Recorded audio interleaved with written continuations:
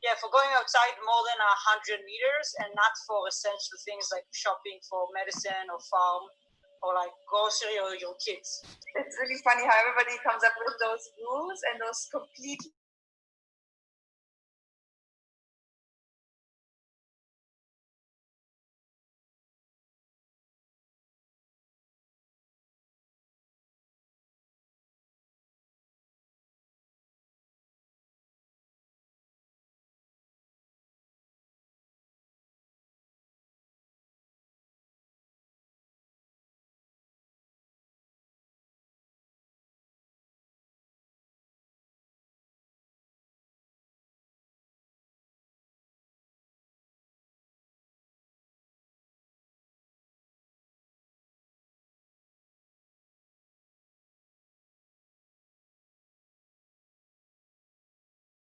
mesas que se habían cultivado y que la gente perseguía un poco para anhelar futuros diferentes. Sobre todo creo que en Colombia el neoliberalismo también opera al nivel del deseo, en el sentido de ya ni siquiera tiene sentido la promesa de un estado de bienestar, que por ejemplo la Constitución del 91 abría como horizonte de futuro, como horizonte de derechos sociales que podían ser alcanzados en algún momento. Bueno, empezando por ahí, diría que el Estado neoliberal, como muchos han subrayado, no funciona simplemente por deshabilitar al Estado, sino justamente por eso hay un Estado neoliberal, por casi que subordinar el Estado a las intervenciones neoliberales. Y eso me parece que es fundamental y me parece que eso se ha visto operar en todo el gobierno Duque de una manera muy patente. Y eso tiene que ver con que el Estado claramente está fusionado con intereses corporativos y lo que interesa es justamente todo el aparato legislativo, todo el aparato también militar, todos los dispositivos securitarios, orientarlos a hacer valer esos intereses corporativos. Entonces, a mí me parece también interesante pensar cómo el Estado termina reducido en los aparatos securitarios, que lo que también tienen como efecto es reducir aún más los espacios para la participación política y para la apertura de disensos que cuestionan marcos del mismo Estado neoliberal, que fue algo que vimos con la manera en que se tramitó y se trató la protesta social en el periodo prepandemia o antes de que se diera la pandemia, y cómo se dieron formas de represión brutales con respecto a las formas de manifestación y de protesta. Porque de alguna manera en el sur global todo lo que va en contra un poco de la neoliberalización se abandona o se reprime policialmente. Y eso lo vimos muy claramente en esas reacciones que se dieron en Colombia, pero también en Chile.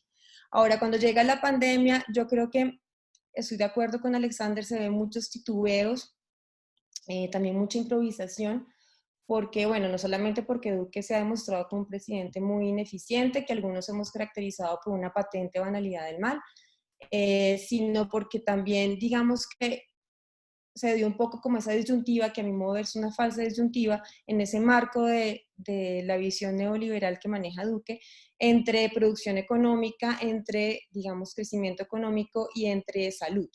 Entonces, creo que ese discurso titubeante tenía que ver con, bueno, cómo impedir que se frene como pues el flujo de la economía usual normalizado, cómo impedir que se dé eso y sin embargo, pues cómo no ceder como a todos los riesgos que traía consigo la pandemia. Y creo que el titubeo tuvo que ver con esa falsa disyuntiva pues porque es una disyuntiva que está construida desde un cierto modelo económico en donde la vida también queda fijada de una cierta manera y en donde la vida también se ve muy subordinada a un cierto modelo de producción que resulta muy precarizante con respecto pues, a posibilidades mucho más productivas de vida. Y ahí me parece importante insistir en una diferencia que creo que a veces se pierde de vista, que también tiene que ver con la diferencia que se da en la manera en que se da el neoliberalismo en el norte global y en el sur global, y es que una cosa es el trabajo precario, otra cosa es la vida precaria. Yo creo que en Colombia se han dado condiciones de intensiva precarización de la vida y no solo del trabajo. Y esas condiciones de precarización de la vida se han dado también de mucho tiempo atrás y tienen que ver con dinámicas que no son solo del neoliberalismo, que son dinámicas incluso que se conectan con persistencias coloniales y que han producido lo que antropólogos como Ann Stoller o Anna Axin llaman ruinación de las condiciones de vida de las personas. Y eso ha traído consigo formas de vida precarias que se profundizan obviamente con un modelo neoliberal. Entonces, pues yo creo que esa disyuntiva entre salud y modelo económico pues emerge desde una visión muy precarizada de la vida. Y lo que hemos visto como reacción por parte de Duque pues tiene que ver con asegurar esas mínimas condiciones de una vida precaria, protegiendo el dinamismo de un cierto modelo económico. Y yo creo que evidentemente la cuarentena a la que tuvo que llamar, que ya se ve que va a ser provisional y que va a intentar manejar de una manera diferente y que se ve que se está tratando como de abrir a una posible flexibilización con este asunto de la cuarentena inteligente, y que también tiene que ver con la manera en que se ha manejado la información, pues de alguna manera pone de manifiesto pues que está en juego la preservación de ciertos intereses económicos y la presión de ciertas corporaciones. Justamente pensando como en la pregunta que ustedes hacían, en el tipo de discursos que se manejan para manejar la crisis y esa situación límite a la que ha arrojado la pandemia, me encontré con una carta que le mandaron unos empresarios a Duque recientemente, particularmente organizados alrededor de un instituto de ciencia política, que es una especie de think tank del sindicato antioqueño, se llama el Instituto de Ciencia Política René Chavarría, y digamos, ustedes pueden leer esa carta, la mandaron ayer, creo, y es un discurso, pueden hacer a partir de ella todo un análisis del discurso del Estado neoliberal en Colombia. Y las propuestas de esos empresarios son realmente impresionantes, en el sentido en que dejan ver cómo se pretende también una radicalización del neoliberalismo a partir de la crisis que estamos viviendo. Aunque en el norte global y en muchos lados, también en Latinoamérica, se está hablando de cómo toda esta crisis nos debería llevar a cuestionar el Estado neoliberal, sus efectos y presupuestos, pues también un efecto posible, porque el mundo social es heterogéneo y ambivalente, pues es que se dé una radicalización de esas condiciones del neoliberalismo. Entonces, por ejemplo, esos empresarios están proponiendo varios puntos. Uno, flexibilizar las horas de trabajo, que era una propuesta que ya traía el gobierno nacional. A lo que voy es que a mí me preocupa que el Estado neoliberalizado que de alguna manera se apalanca con el gobierno actual, pues radicalice ciertos mecanismos y que lleven, digamos, a una ulterior o mayor precarización de la vida de la gente. Entonces, se está promoviendo esa propuesta que ya estaba antes de la pandemia. Se está proponiendo, por ejemplo, hacer más efectivos los mecanismos de aprobación de proyectos extractivistas y poder eliminar el mecanismo de la consulta previa. Se está proponiendo, por ejemplo, hacer más dinámica la implementación de las zonas empresariales de desarrollo agroindustrial, que es una medida que despertó mucha polémica en el sector campesino porque supone volver al campesino básicamente empleado agrario y perder como sus prácticas económicas y sus formas de sustento vital. Se está proponiendo también insistir en este asunto de rebajar impuestos en las empresas. Se está proponiendo también, tengo en mente ahora, sí, continuar como con una serie, sí, hay una propuesta que es incluso como muy, muy impresionante, porque se está proponiendo también reducir aún más el sector público, y hay una frase que dice, hay que permitir que el mercado continúe con su curso. Entonces, para redondear un poco a lo que voy, es que yo tengo la impresión de que este gobierno improvisa muchísimo, tiene muy claro cuáles como son sus compromisos adquiridos previamente. Esos compromisos adquiridos previamente tienen que ver con intereses corporativos que se defienden a ultranza. Y eso me lleva a mí a pensar que hay una serie de medidas que traen consigo por parte de este gobierno acentuar las medidas de precarización neoliberales e incrementar el estado securitario, llevando a cabo una militarización muy grande de la vida. Se ven muchos policías y soldados en las calles. Yo no he salido, pero es algo que me cuenta la gente que ha salido. Y también está en la propuesta de esos empresarios que les digo. Y también se ve como sí, como en fenómenos que se están dando como esta posible intervención armada en Venezuela. También se está viendo con medidas que son muy represivas como apoyarse en medios de comunicación que despiden periodistas disidentes o que proponen otros puntos de vista. Entonces, para resumir y ya cerrar, porque he hablado mucho, yo creo que el gobierno colombiano da señales más bien de cambiar muy poco sus políticas y más bien acentuar otras. Y evidentemente me preocupan muchísimo los efectos que esto puede tener, dada la informalidad muy grande de la gente acá, dadas las escasas formas de protección social que existen aquí, dado el deficiente sistema de salud, como ya lo señaló Alexander. Entonces, pues a mí me parece que hay una bomba social muy preocupante que se está fermentando en Colombia. Bueno, muchísimas gracias, Laura. Gracias por tus análisis muy interesantes. Vamos entonces, le doy la palabra a Luciana para que nos cuente un poco y nos plantee un poco su punto de vista y vamos iniciando preguntas o demás cosas que queramos nosotros agregar. Entonces, Luciana, te doy la palabra.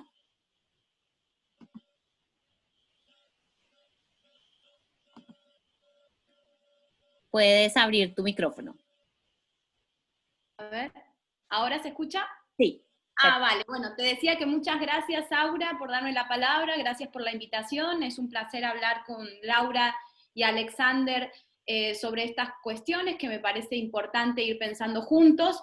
Al igual que Laura, yo vengo del ámbito de la filosofía, entonces no voy a hacer un análisis minucioso de las políticas públicas, ni me parece que nuestro rol sea como pensar solamente cuáles son las respuestas puntuales que Colombia está ofreciendo, sino tratar de construir como determinadas genealogías para poder poner en un contexto más amplio, ¿no? ¿Qué está pasando? Es decir, ¿por qué Colombia da este tipo de respuestas ante la pandemia? Porque como dijeron muy bien Alexander y Laura, de alguna manera lo que evidencia la pandemia es un problema estructural del Estado colombiano y es un efecto más dentro de una larga cadena de efectos o de respuestas insatisfactorias ante un montón de cuestiones, ¿no? Entonces, me parece interesante poner esto, como decía, en un contexto latinoamericano, haciendo una genealogía muy breve, y por eso va a ser bastante esquemática, pero creo que nos ayuda también a plantear el problema desde la historia, ¿no? Y en ese sentido, lo que, como muy bien sugerían recién los compañeros, no hay que olvidar que los laboratorios del neoliberalismo se configuraron en América Latina. Por lo general se suele estudiar que el gran laboratorio fue el Chile de Pinochet, es decir, la interrupción del Estado del Derecho a través de una dictadura cívico-militar, sentó las bases de un Estado muy fuerte de corte neoliberal. Pero lo que muchas veces se olvida es que un poquito más al norte, es decir, en Colombia, por la misma época, también se estaba instalando un laboratorio de Estado neoliberal. Lo que pasa es que se instaló un laboratorio de Estado neoliberal con unas características muy distintas a la del Cono Sur, es decir, Chile sirve para pensar el Cono Sur, Bolivia, Argentina, Uruguay, las dictaduras de ahí. En cambio, el laboratorio Colombia sirve para pensar Centroamérica también, y el Caribe, y de esta parte de América Latina. Y tiene que ver con un laboratorio neoliberal que no implicó una interrupción del Estado de Derecho, porque Colombia es un país que puede jactarse de una continuidad de la democracia, pero que a través, y por eso es un dispositivo neoliberal más sofisticado todavía, porque no interrumpe el Estado de Derecho, no interrumpe la democracia, pero es capaz, al interior de la narrativa democrática, incorporar un Estado neoliberal gracias a, como sugerían recién los compañeros, digamos, la persecución a la lucha armada, ¿no? En primera instancia, y luego el problema del narcotráfico. Y esas dos narrativas son las que le permiten al Estado colombiano ir configurando una forma de institucionalidad que va a ser dos operaciones. Por un lado, despojar todo aquello que no forma parte de la narrativa neoliberal, es decir, la disidencia política, que no necesariamente es la izquierda, es simplemente quien no comulga con esa producción de institucionalidad, ¿no? Por un lado, hace eso, y por otro, el despojo. El Estado como un mecanismo de despojo. El Estado como un mecanismo de despojo de la ciudadanía y de las mayorías. Es decir, ¿y despojarlos de qué? De lo que Laura y Alexander decían muy bien, despojarlos de la salud, despojarlos de la educación y despojarlos del territorio. Y ahí se produce lo que los compañeros estaban sugiriendo recién, un Estado al servicio del capital. Que bueno, todos los estados son estados capitalistas, ese no es el problema en sí mismo, pero en el caso colombiano es un Estado al servicio del capital, entendido como al servicio del gran capital, en donde, como sugería con mucha lucidez Laura, es un Estado al servicio de las corporaciones. Y ese Estado al servicio de las corporaciones va generando un sentido común para poder ir legitimando y allanando el camino del despojo constante. Es decir, en este momento, Colombia, no por nada, es uno de los estados más desiguales dentro de América Latina. No por nada es un país donde el acceso a la educación, el acceso a la tierra y el acceso a la salud es se suele decir un privilegio. A mí me gusta decir que es algo muy difícil porque justamente se lo han despojado a las ciudadanías. Y no es casual, algo que decía, no me acuerdo, creo que era Laura quien lo sugirió. Por eso no es casual que en este momento límite, y en este momento límite donde tuvo lugar el laboratorio del neoliberalismo, Chile y Colombia fueran los dos países que empezaron con las protestas sociales. Es decir, antes de la pandemia, que la pandemia en el fondo es un síntoma de que el neoliberalismo no da más de sí, antes de la pandemia ya América Latina estaba siendo un espacio de disidencia política en dos de los países más injustos, Chile y Colombia, con sus respectivos laboratorios neoliberales, ya estaba haciendo una luz de alarma de que las cosas no daban más de sí. Y eso me parece que no es algo menor en ese sentido. Por lo tanto, las dificultades que tiene Colombia ahora mismo, como la tienen muchos países, porque en el fondo yo me atrevería a decir que lo que tuvo lugar después, sobre todo del 2008 en adelante, es una chilenización del mundo o una colombianización del mundo, en el sentido de que el neoliberalismo se expandió de manera planetaria y el último refugio, que era el supuesto estado de bienestar europeo, se dinamitó con la crisis del 2008, que es donde comenzaron los recortes sobre todo de salud y de educación, y es por eso que explotó todo eso en países del sur de Europa, sobre todo como España e Italia, perdón, ¿no? Entonces, me parece que es importante entender que las pocas herramientas que tenemos hoy para atacar el problema de la pandemia no solamente están en Colombia, sino que están en la mayoría de los países, porque justamente llevamos décadas de un desmantelamiento en algunos casos, como el caso europeo, pero en otros casos simplemente en unas décadas de no construcción, ¿no? De institucionalidad alrededor de la salud. Entonces ahora mismo la fragilidad que todos estamos experimentando es el resultado de nuestras políticas públicas, de la manera en la que el neoliberalismo dejó en un segundo plano a la cuestión de la salud o simplemente la convirtió en una especie de negocio o lucro en un capitalismo hoy financiero. Entonces me parece que es importante entender que la deficiencia tiene un nombre y es que no se ha respetado el derecho a la salud. En la medida en que las asignaciones a la salud, es decir, los recursos económicos a la salud fueran más elevados, la capacitación a los médicos más elevados, la cantidad de hospitales per cápita más elevada, la capacidad para estar en las ISU más elevadas, la posibilidad, digamos, de recibir los insumos, si todo eso hubiera sido cultivado durante décadas, hoy tendríamos la pandemia, pero habría una mejor respuesta. Ahora bien, este desmantelamiento de la salud pública o esta no construcción de la salud pública es un problema global, pero lo que estamos viendo son respuestas distintas. Hay países más orientados a cuidar a su población y a tratar de reconfigurar el tejido social y el tejido de la salud, y hay países en donde están en una lógica, si se quiere, más negacionista, como es el caso descarado, digamos, de los Estados Unidos y de Reino Unido, donde ahora Boris Johnson, me acabo de enterar que está ingresado en cuidados intensivos a raíz del coronavirus. Lo paradójico de esta pandemia que no es que solo ataca a los pobres, sino que no distingue de clase, raza y género. Entonces, ahora mismo hay como una disyuntiva entre esas dos respuestas. Quienes se dieron cuenta que es necesario reconfigurar el tejido social, quien se dio cuenta que es necesario reconfigurar la idea de Estado, crear un Estado fuerte en materias de salud, y quienes siguen en una huida hacia adelante defendiendo un capitalismo financiero dentro de este etos neoliberal.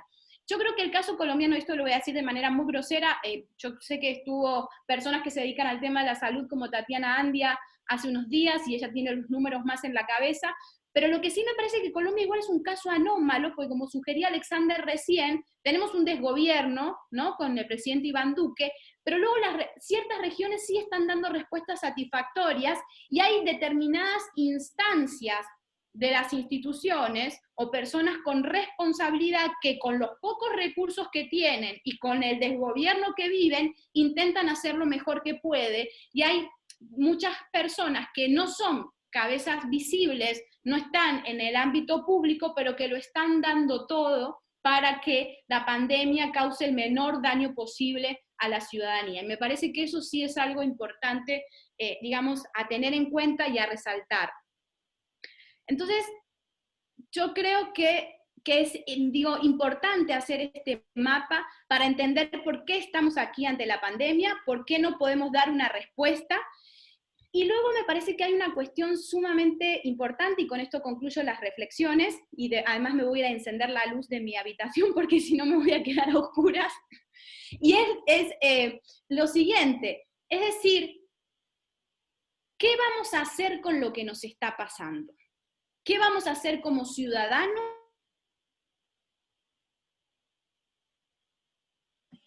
Colombiana. Pero vamos a hacer, ¿cómo? Vuelve a repetir que te cortaste, qué pena. Ah, vale. ¿En qué parte me corté como para saber qué tengo que repetir? ¿Qué vamos a hacer? ¿Qué vamos a hacer? ¿Qué vamos a hacer? Sí, una pregunta muy leninista, aprovecho para decirlo, que siempre me gusta insistir con ese término. ¿Qué vamos a hacer? ¿Qué vamos a hacer como ciudadanos? ¿Qué vamos a hacer como estados? ¿Y qué vamos a hacer como humanidad? Porque lo que ha mostrado la pandemia, es algo que yo ya he dicho en otras oportunidades y que Laura lo sugería muy bien, es un límite del vínculo entre capital y vida. Eso es algo evidente. El capitalismo, en su fase neoliberal, ha mostrado que es insostenible, porque el virus es el efecto de unas relaciones sociales que tenemos entre nosotros como seres humanos y con la naturaleza.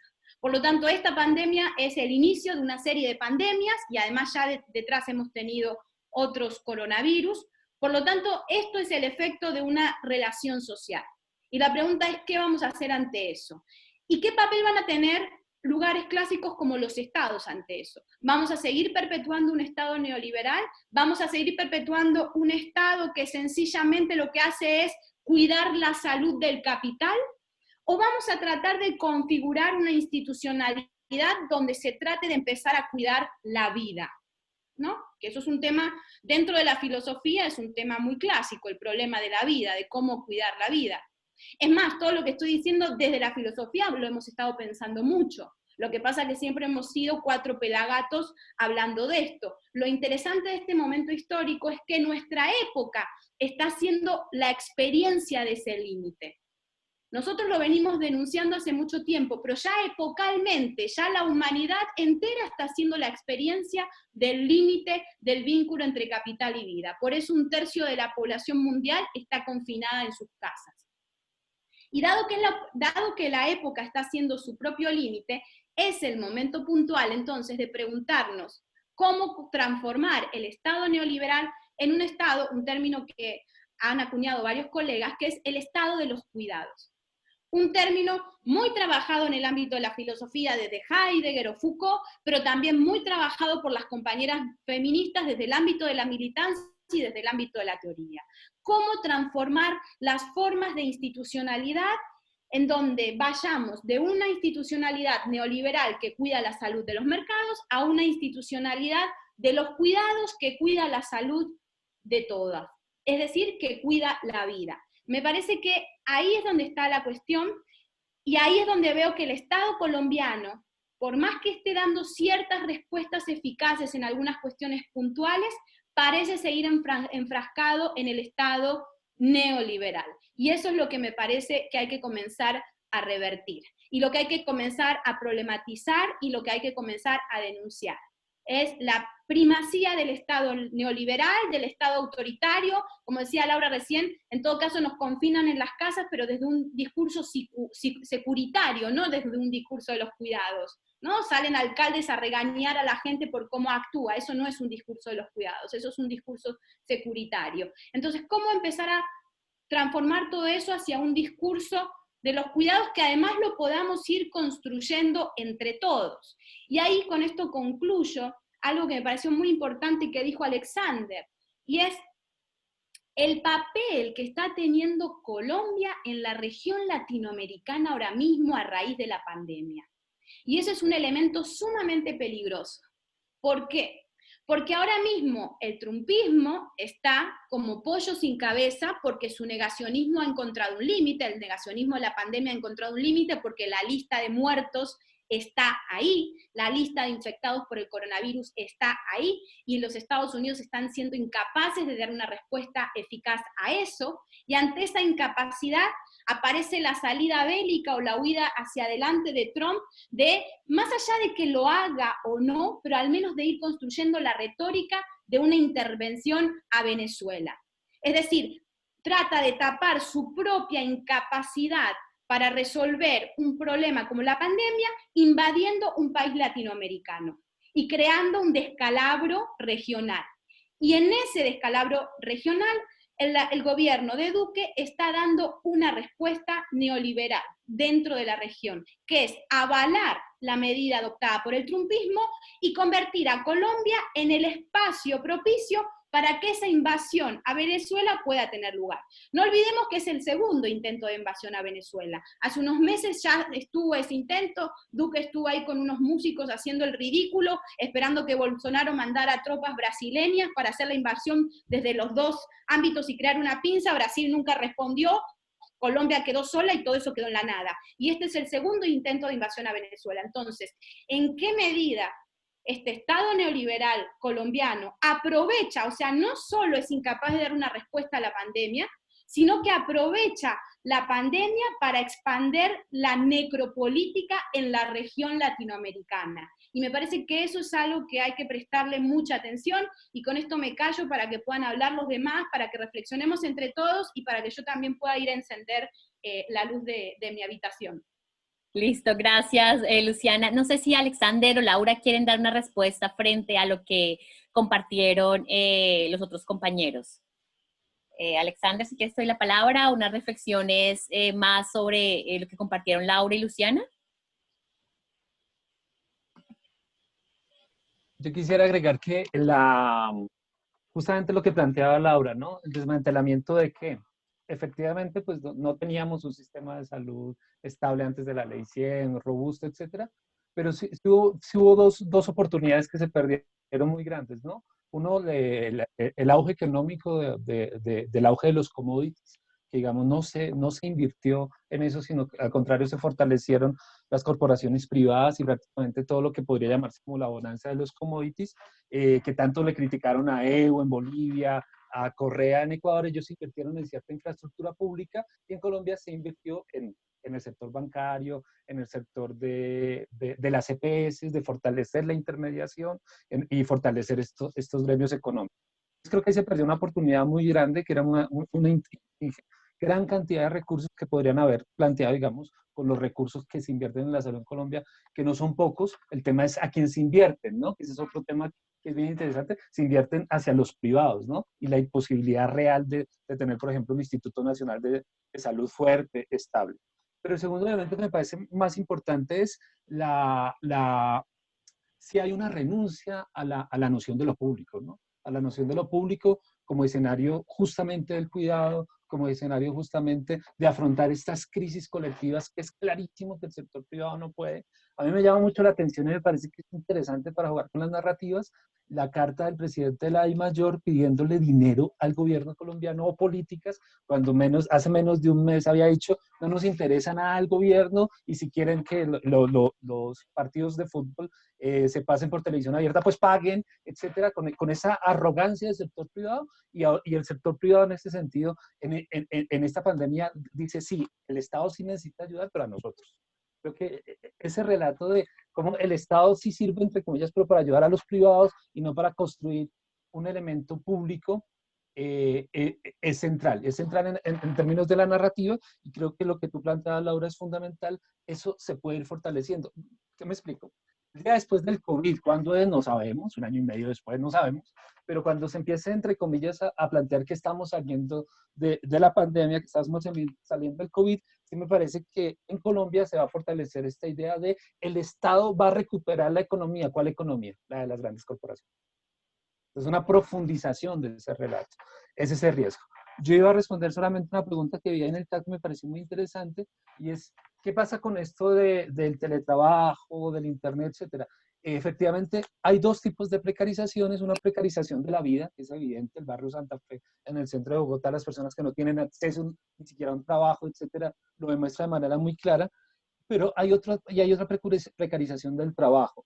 Y yo creo que sí puede, y es algo que debemos disputarnos mucho desde las ciencias sociales y desde las humanidades, es tener mucho cuidado con esta idea del teletrabajo como la salida necesaria en la cuarentena para los que mantuvieron trabajo, pero muy peligrosa para el post-COVID, si se quiere, en términos de que lo que nos hemos dado cuenta, y ahí tenemos que entrar las ciencias sociales y las humanidades a reflexionar qué significa esto de que la casa se convierta en la fábrica, ¿no?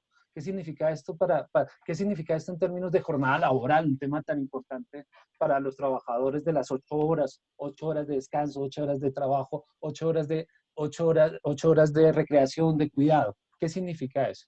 Y un segundo elemento que plantea Luciana, que me parece que es muy importante profundizar, es que frente al discurso tradicional de un Estado que busca ser de bienestar o un Estado protector de la economía nacional, etcétera, esta crisis del COVID se iba planteando la necesidad, y como lo ha planteado muy bien Laura, ya lo había discutido bastante fuerte la filosofía, y recientemente Alain Touraine lo planteó, es el tema del Estado y el cuidado, y la economía del cuidado. ¿Qué papel va a jugar en este elemento para los proyectos alternativos?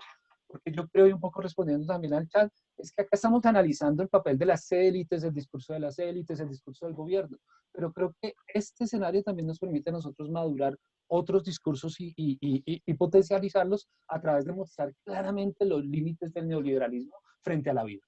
Así, literalmente y de frente, el neoliberalismo tiene unos límites gigantescos frente a la vida. Entonces yo creo que si se sabe aprovechar en esta lógica de correlación de ofertas y no olvidar de dónde veníamos del 21N, se abre una oportunidad muy interesante para potenciar el proyecto alternativo en Colombia, para no verlo todo de manera tan negativa. Y enriqueciéndonos mucho en esto de tanto de la vida, que de alguna manera el proyecto alternativo lo ha construido desde la defensa de la paz, pero ahora de la defensa de la paz y del cuidado, ¿no? Creo que se va reconstruyendo la narrativa alternativa en Colombia. Yo dejo ahí. Listo, gracias, Alexander, interesante. Laura, ¿quieres dar? Vale, gracias. Sí, quisiera como reaccionar a varias cosas, también algunos comentarios del chat que están muy interesantes.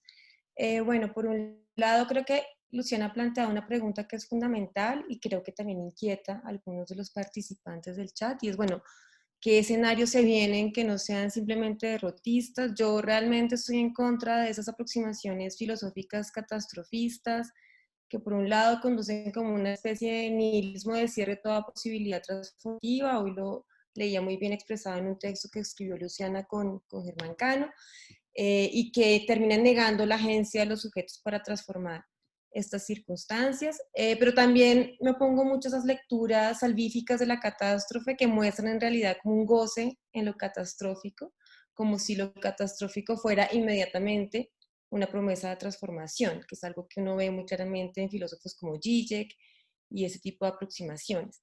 En todo caso, sí creo que, aunque estoy en contra como de ese tipo de interpretaciones, es importante pensar pues la posibilidad de alteración a partir de todo esto, porque la situación de crisis siempre trae consigo como esa posibilidad que creo que también motiva la acción humana, ¿no? ¿Cómo podemos cambiar a partir de esto?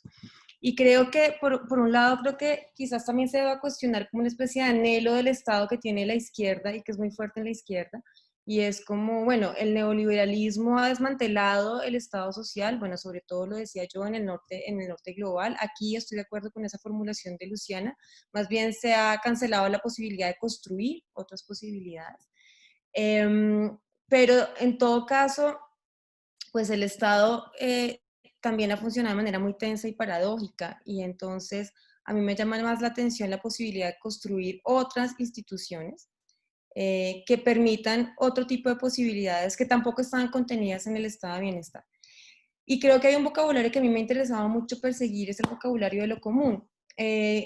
Ahora hablaban del vocabulario del cuidado, a mí me interesa mucho el vocabulario de lo común, que es un vocabulario que han experimentado muchísimo los movimientos sociales en Colombia, y que no trae consigo tanto el anhelo comunitario de una unidad social integrada y reconciliada con ella misma, sino más bien la idea de que pues, lo común se construye en procesos sociales que son experimentadores y que alimentan las instituciones de abajo hacia arriba, que creo que ha faltado por completo en Colombia y que creo que es algo que también tentativamente se intentó construir en algunas de las aproximaciones que se dieron al punto de desarrollo territorial de los acuerdos de paz.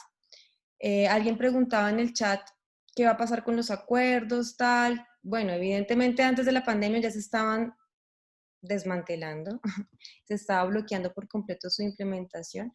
Pero yo creo que ese asunto del enfoque territorial, que se entendió a veces de manera muy problemática por parte del gobierno, tiene que ver también con esta posibilidad de construir acuerdos desde las regiones localmente que permitan pensar de otra manera la relación con los territorios, porque creo que algo que en Colombia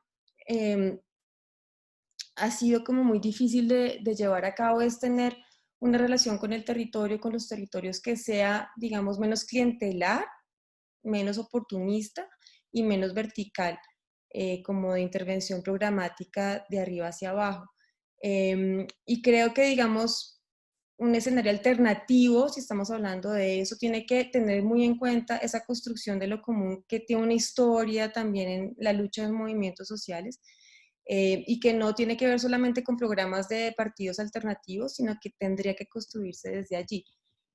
Creo que una política neoliberal evidentemente va en contra de ese vocabulario de lo común, porque funciona con una lógica no solo privatizadora, es evidente y lo hemos visto, sino con una lógica tecnócrata que le da todo el privilegio de la decisión a la racionalidad a los expertos y cancela por completo la posibilidad de decisión por parte de la gente afectada en las decisiones económicos, sociales y políticas. Y creo que, digamos, un escenario alternativo tiene que tomarse en serio esa pregunta por cómo pensar programas políticos e instituciones que permitan construir lo común, teniendo en cuenta también la conflictividad social que anida en Colombia. Y otra cosa que quería decir es, bueno, la alternativa también tiene que ver con tomarse en serio esta crisis como una crisis evidentemente estructural. Uno siente con el gobierno colombiano que son pañitos de agua tibia, pero la improvisación también es eso. Y esta carta de la que les hablaba lo muestra muy bien. Les hablé de este punto que tiene que ver con implementar mejor el desarrollo agroindustrial en el campo, pero ¿eso qué es en otras palabras? Pues intensificar ese modelo de desarrollo del campo que es extensivo, a gran escala, monocultivo, que es lo que también tiene que ver con la crisis del coronavirus. Entonces, la propuesta de los empresarios en Colombia, no de todos, pero por lo menos de esta vertiente, tiene que ver con intensificar condiciones que en el mundo son las que han tenido que ver con la crisis del COVID. Entonces, yo creo que una propuesta alternativa también tiene que repensar estructuralmente estas condiciones de un modelo extractivista de gran extensión, de monocultivos, pues que están realmente empobreciendo los territorios, que han también desposeído a la gente de los territorios. Estoy de acuerdo con Luciana en eso. El neoliberalismo en Colombia ha supuesto sobre todo una política de desposesión, que ha tenido que ver sobre todo con desposesión territorial de la gente. Y creo que digamos que eso, digamos, pues tiene que llevar a la reflexión y a pensar pues cómo proponer programas que puedan tener más atracción en la gente, pero que también impliquen preguntarse por cambios en la subjetividad. Y con eso voy cerrando. Lo que quiero decir por último con esto es que yo creo que la mentalidad que ha alimentado el neoliberalismo en Colombia no solamente ha venido de prácticas gubernamentales verticales, sino que también se ha incorporado en ciertas formas de mentalidad y afectividades en Colombia. Por ejemplo, es evidente que ya se ha comprobado la compra de votos por parte de Duque, pero en todo caso mucha gente no votó vendiendo el voto. Entonces creo que hay una serie de elementos de subjetividad que también hay que preguntar cómo se vinculan con este modelo, que no solo es del neoliberalismo, sino que tiene que ver con prácticas estatales anteriores y con formas incluso de perduración colonial, y cómo eso cambia la relación con los territorios, la relación con el campo, la manera en que se piensa el modelo productivo, en contacto con gente que ha tenido que pensar eso desde los territorios en los movimientos sociales. Quería enfatizar sobre todo ese punto. Listo, muchas gracias Laura por el tema de movimientos sociales y discutirlo. Luciana, ¿quieres agregar algo? Sí, quería decir algo así bastante breve, que me parece interesante a raíz de lo que Alexander y Laura estaban reflexionando. Y es lo siguiente, es decir, este virus marca un límite y sí marca una transición epocal. Es decir, estamos ante una experiencia que va a implicar una transformación radical. Probablemente nosotros nos muramos y estemos en esa transición, no es que vamos a ver hacia dónde vamos, porque las transiciones también son vertiginosas, pero para el tiempo de la vida individual no nos alcanza a verlas, ¿no? Yo creo que va a haber una transformación en las relaciones laborales. Por otro lado, esta experiencia del virus nos ha hecho muy conscientes, sobre todo a las élites que por lo general no lo son, de que la vida en la Tierra de los seres humanos no está garantizada, es decir, que somos, como insisto muchas veces, somos seres completamente contingentes, es decir, el mundo puede seguir existiendo, mejor dicho, el planeta, porque el mundo lo hacen los humanos. El planeta puede seguir existiendo y nosotros podemos desaparecer. Quizás este virus sea el inicio de que la extinción ya está teniendo lugar, es decir, que dentro de 2000 años no existamos más como especie humana, pero bueno, más allá de si eso va a tener lugar o no, lo cierto es que las relaciones laborales están cambiando, nos hemos vuelto muy conscientes de la contingencia de la vida de la especie humana en la Tierra, y en tercer lugar, nos hemos hecho también muy conscientes de la interdependencia a escala planetaria que tenemos los seres humanos. Y en ese sentido, yo creo que sí es necesario que las respuestas no van a ser solamente respuestas individuales o respuestas de los países, vamos a tener que ofrecer respuestas regionales y respuestas globales. Es decir, determinar qué tipo de políticas públicas como humanidad nos vamos a dar a nosotros mismos, porque ante ese escenario delicado es en el que nos encontramos. ¿Y qué va a hacer la región latinoamericana ante ese escenario? ¿Qué va a hacer la región europea? ¿Qué va a hacer Estados Unidos? ¿Qué va a hacer China? ¿Qué van a hacer los distintos bloques? Porque ahora estamos en el momento, en la introducción de lo que fue la pandemia, pero cuando ya la pandemia haya transcurrido y venga el deseo de la recomposición hegemónica mundial, porque el neoliberalismo así como estaba se va a caer, no sabemos si será un neoliberalismo 2.0 o vendrá otra hegemonía mundial, pero las grandes potencias van a tratar de reconfigurar una hegemonía mundial. Y la pregunta es, ¿qué vamos a hacer como bloque latinoamericano? Porque si no somos capaces de ir articulando una respuesta como región latinoamericana, los efectos nocivos a nivel económico de la pandemia se nos van a venir a nosotros como un boomerang. Y entonces ahí quiero ver cómo podemos resolver eso. Entonces tenemos que estar preparados para esas cuestiones. Y estar preparados para esas cuestiones significa algo que sugería Laura, y es una revisión de los tipos de institucionalidad. El Estado no es algo estático. A lo largo de la historia de la humanidad hemos tenido distintas formas de estatalidad. Incluso en la actualidad los estados son espacios contenciosos, más allá de la línea política que gobierna en cada país, son espacios porosos, son espacios inventivos y son espacios creativos. Entonces la pregunta es, ¿qué nueva forma de estatalidad somos capaces de ir configurando desde cada uno de los países y qué forma de federación vamos a poder ir configurando como bloque regional en esta pugna entre el neofascismo tropical y un progresismo tímido, ¿no? Y también está la incógnita de qué van a hacer las élites mundiales con lo que está pasando. Porque hoy estaba leyendo en el New York Times y otras revistas, determinados organismos internacionales súper ortodoxos empezar a decir cosas inesperadas como que la renta básica no es algo descabellado, como que la salud puede estar fuera por el mercado. Obviamente que siempre es resultado, siempre esos dichos tienen un doble rasero, ¿no? Es decir, por algún lado te la van a colar, pero lo están diciendo. ¿Y qué respuesta vamos a dar como bloque progresista colombiano, latinoamericano e internacional. ¿Qué respuesta vamos a dar como bloque progresista para capitalizar esas demandas? Salud, renta básica, redistribución, educación, etcétera, y para dar una respuesta efectiva que no esté atravesada por una doble moral. Creo que esos sí son desafíos urgentes, pero para pensarlos despacio. Pero creo que algo del campo, como decía Alexander antes, desde el campo de las ciencias humanas, de las ciencias sociales, de la política y del progresismo, tenemos que al menos empezar a imaginar, como latinoamericanos y como seres humanos. Me parece que eso es importante. Bueno, aquí pues he estado recogiendo varias preguntas, pero ustedes están hablando muchísimo frente a esta construcción de unas nuevas narrativas frente al Estado, frente a lo que se está, a lo que había antes en el pasado, al Estado de bienestar o al Estado neoliberal. ¿Qué tipo de Estado viene ahora después de esta pandemia? Podemos hablar de que estamos frente al nacimiento de un nuevo tipo de Estado. Yo me lo cuestiono bastante, pues básicamente viendo respuestas en países como Estados Unidos y como, pero podemos hablar de que hay de pronto el nacimiento de un nuevo tipo de Estado. No sé si Alexander nos quieres contar algo.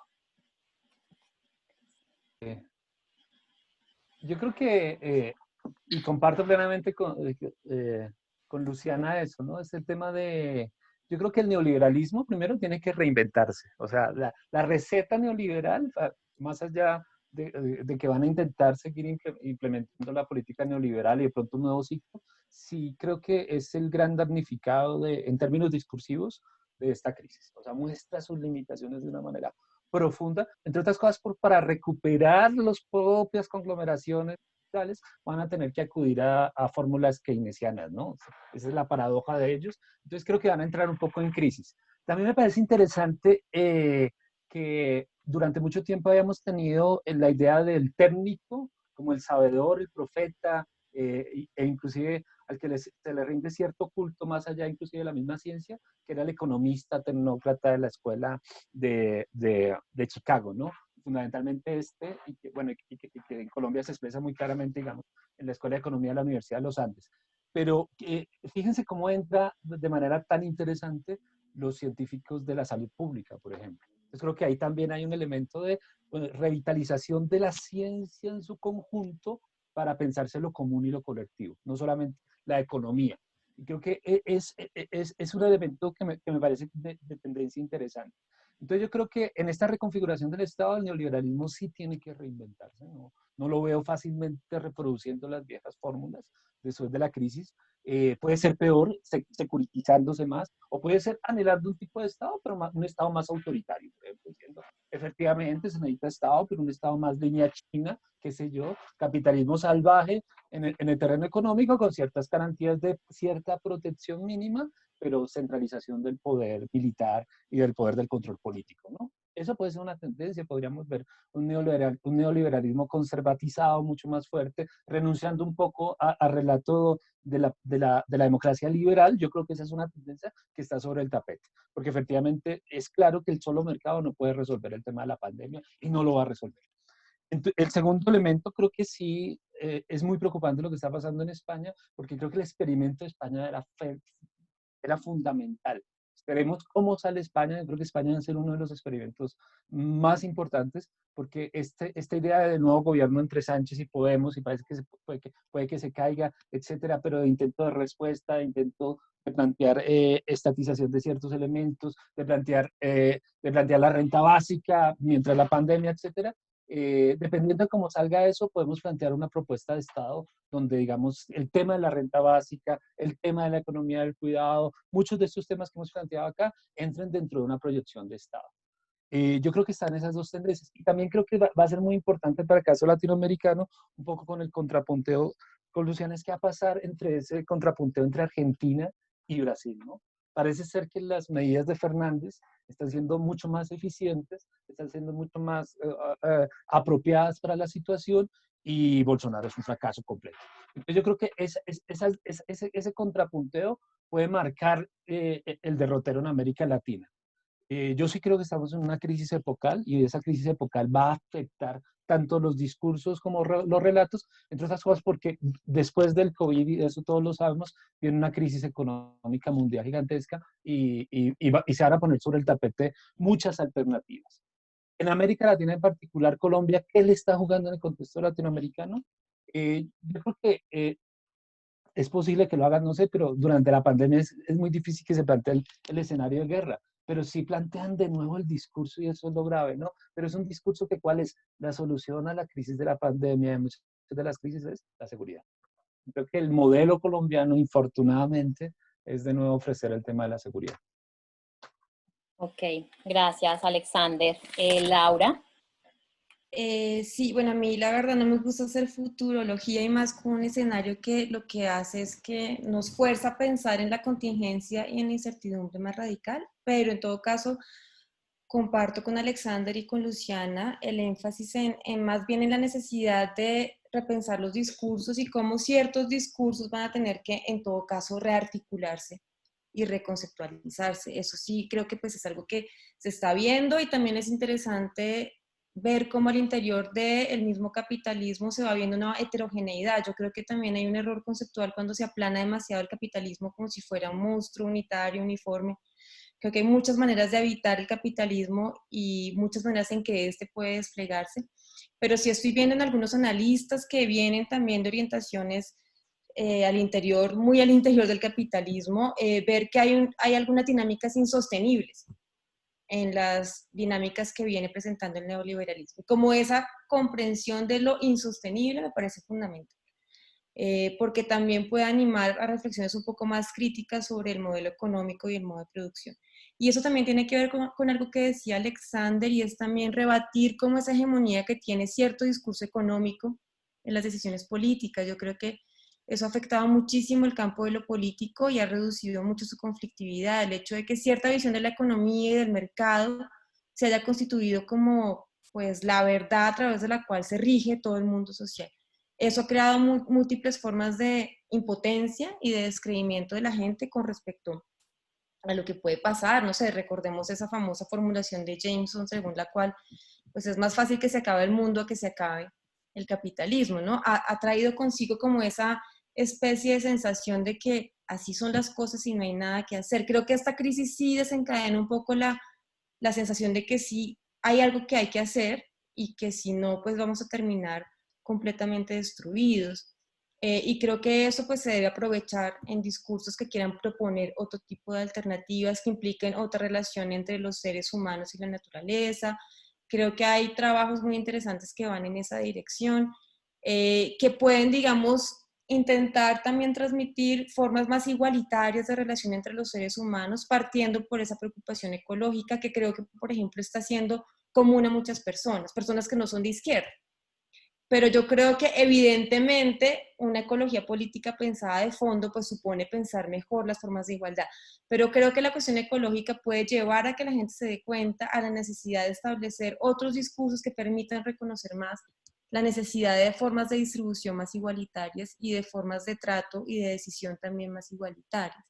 Creo que es un punto que también me parece fundamental. Listo, gracias Laura. Luciana.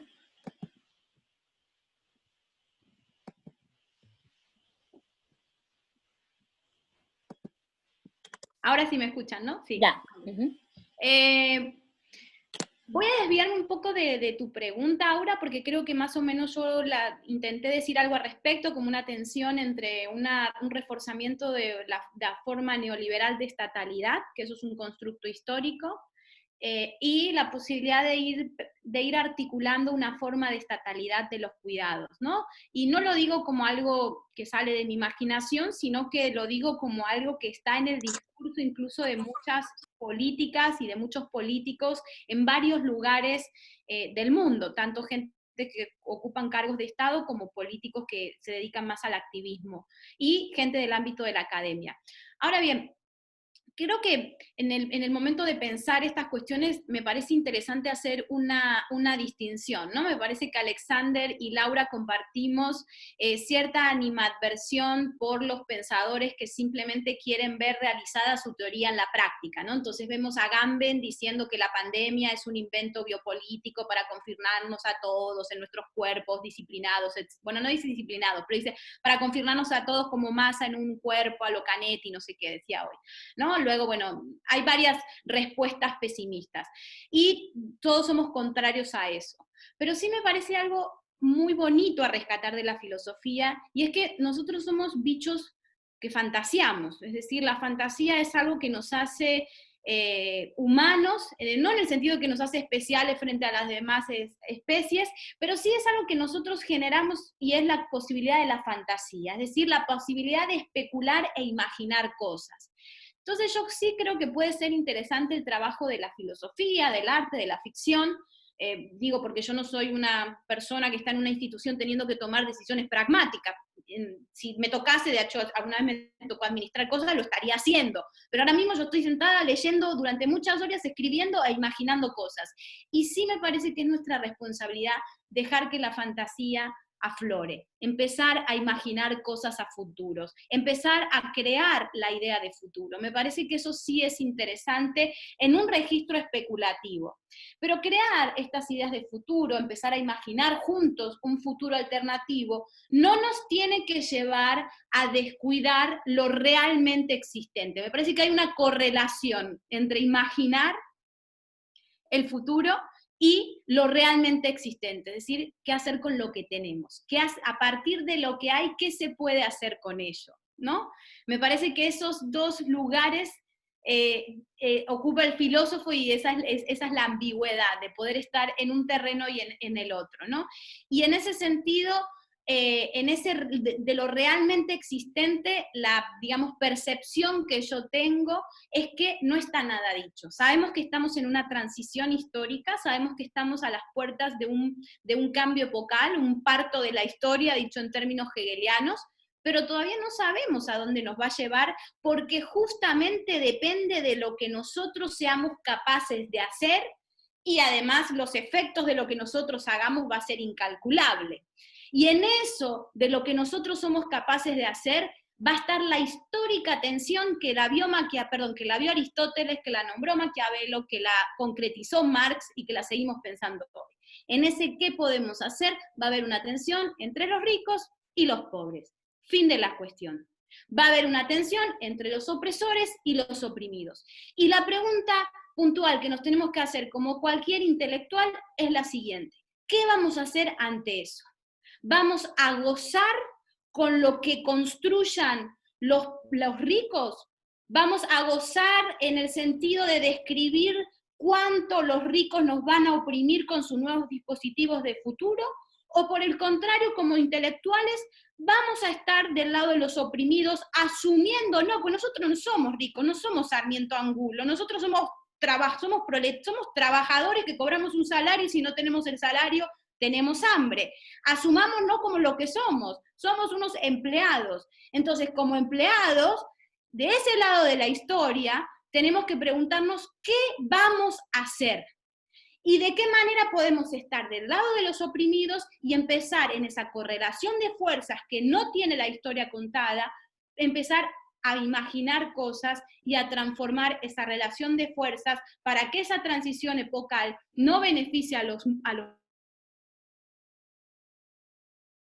Aló, Luciana. muchos, con 3 transformaciones básicas, y con esto concluyo.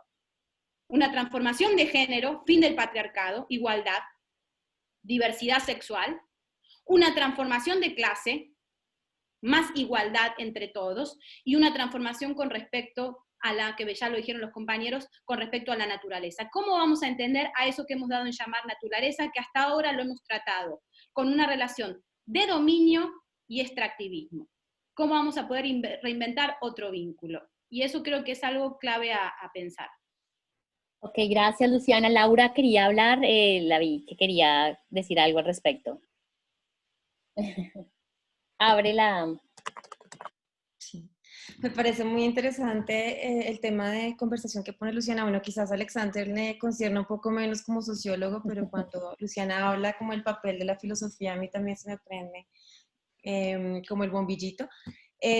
Digamos que creo que compartimos un horizonte de preocupación por la transformación y por la igualdad con Luciana, pero quizás pensamos de manera distinta ese papel de crear y de imaginar del filósofo. Yo quizás sí creo que ya hay horizontes transformativos y de imaginación que vienen cultivándose en lo que pasa, en lo que ha sido e incluso en lo que no ha podido ser.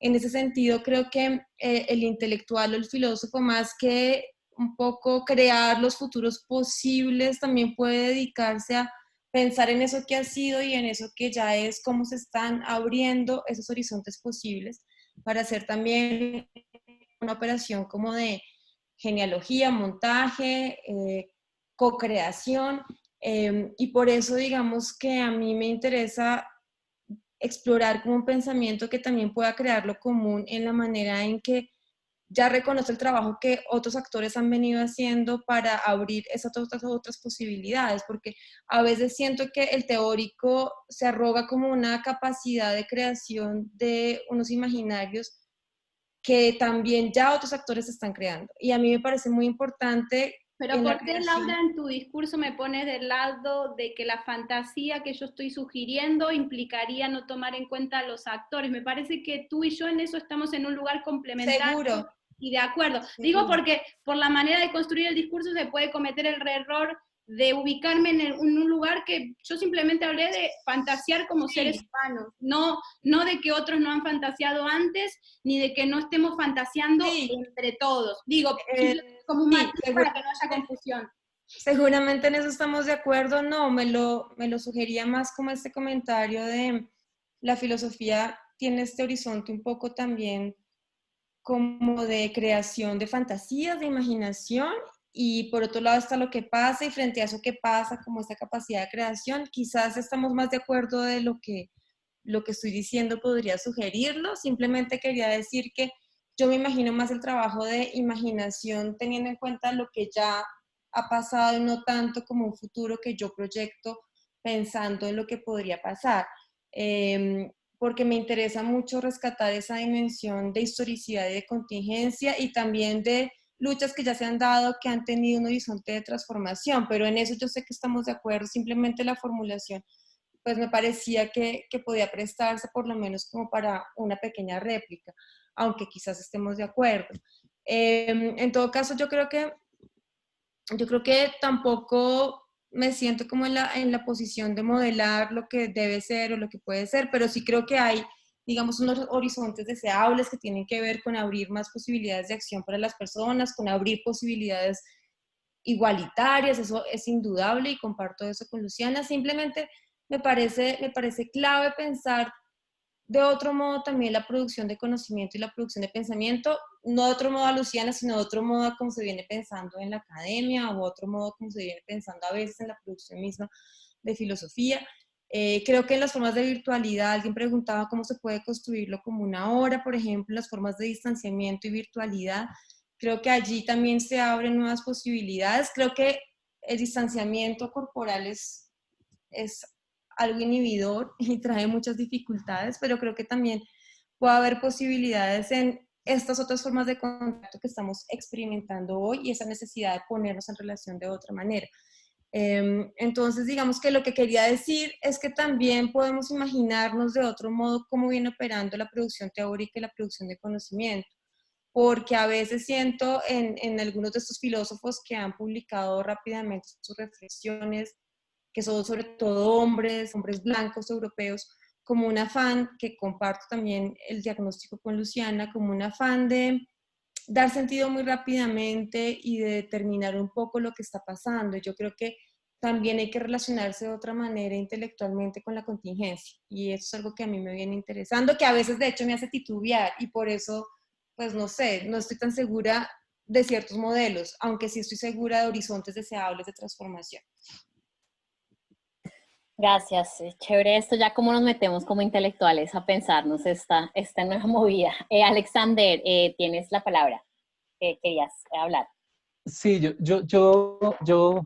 yo renuncio a la idea de que los sociólogos no nos imaginamos sentido, entre otras cosas por Grant Miles, la imaginación sociológica, y es la posibilidad de esta imaginación.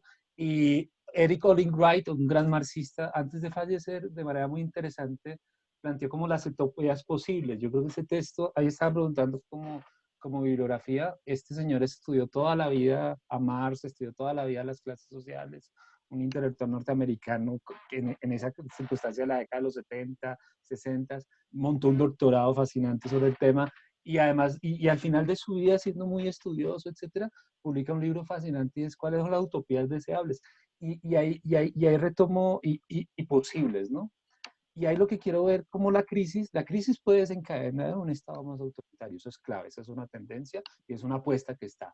Pero creo que la crisis, al desnudar a los actores, al desnudar las falencias, al poner en evidencia, potencia también los proyectos alternativos y las utopías que se estaban construyendo desde antes. Voy a pensar en 3 puntos nada más como para plantear y recomiendo mucho ese de Eric Olin Wright como el elemento de lo que estaban preguntando, de las utopías posibles en este momento. Es esta, la idea de la renta básica.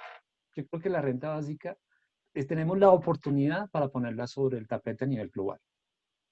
La idea del internacionalismo, ya no proletario, pero de trabajadores, finalmente las personas que dependemos de un salario o de nuestro trabajo, la clase que vive el trabajo, ¿no?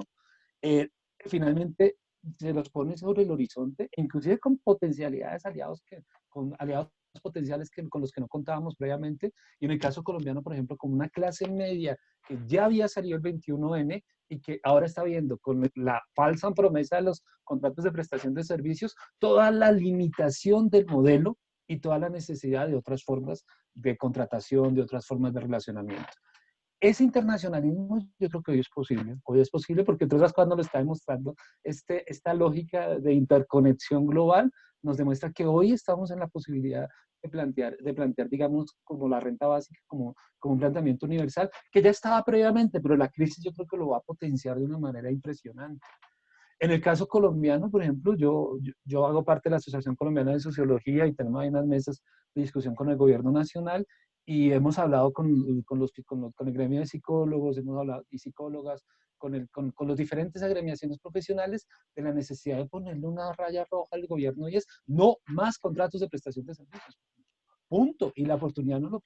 Y esta crisis nos plantea esa oportunidad que en esto que hablaba Laura de manera muy clara, esta complicidad en el sentido común, este sentido común neoliberal, por lo menos en un sector va a quedar muy golpeado y en un sector de los que han sido más golpeados por el neoliberalismo.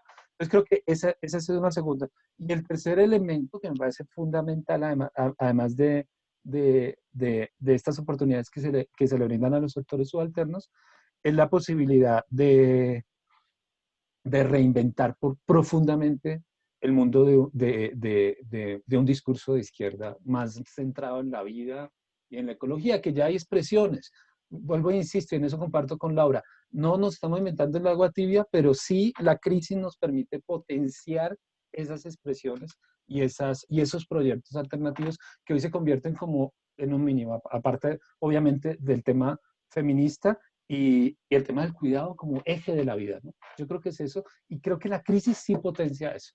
Entonces, quiero insistir mucho en el segundo punto, y es, la crisis está permitiendo ver la posibilidad de que podemos ser sujetos globales, no solamente como en la etapa previa, como los grandes capitalistas, la burguesía, sino también los sectores subalternos podemos ser sujetos globales. Yo creo que eso lo abre la posibilidad. Digamos que siguiendo un poco también, gracias Alexander, lo que dice Alexander y analizando un poco las preguntas que hay allí en el chat y también lo que ustedes han hablado, es el papel de los movimientos sociales, ¿no? ¿Dónde están esos movimientos sociales? ¿Sí? Muchos de ellos han sido cooptados por el neoliberalismo. En Colombia se siguen asesinando y nos hemos dado cuenta que en estos meses han habido más asesinatos de líderes sociales que en otro momento. Entonces, ¿cómo construir esta nueva base, estos nuevos sectores subalternos, esta internacionalidad y estas conexiones, además que estamos en un espacio de virtualidad que nos limita, ¿no? Entonces, ¿qué acciones o qué tipo de, cómo responder, cómo los movimientos sociales, los movimientos de base tienen la oportunidad allí para responder frente a estas transformaciones actuales y qué papel juegan esos movimientos sociales, ¿no? Porque pues hay muchos discursos al tema, ¿no? No sé quién quiere comenzar. ¿Laura?